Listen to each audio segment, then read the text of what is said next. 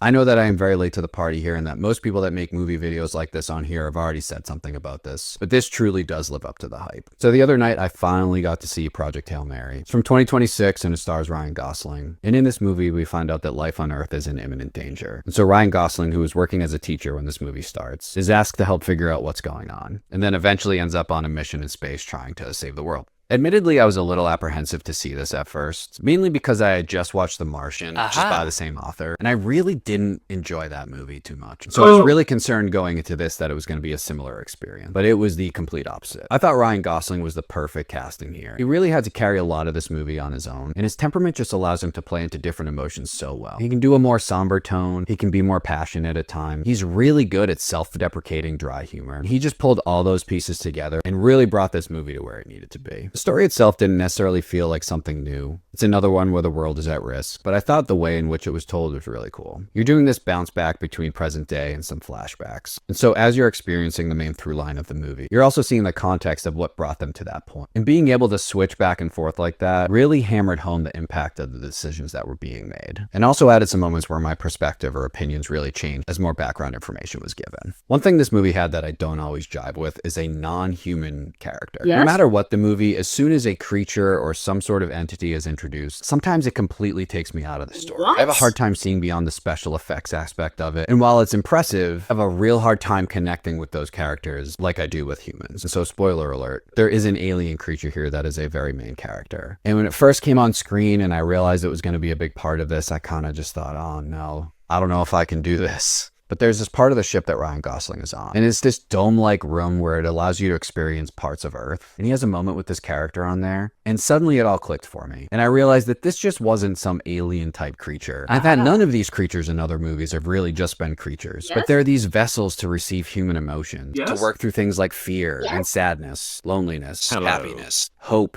joy. And when that suddenly clicked for me, this movie just became amazing.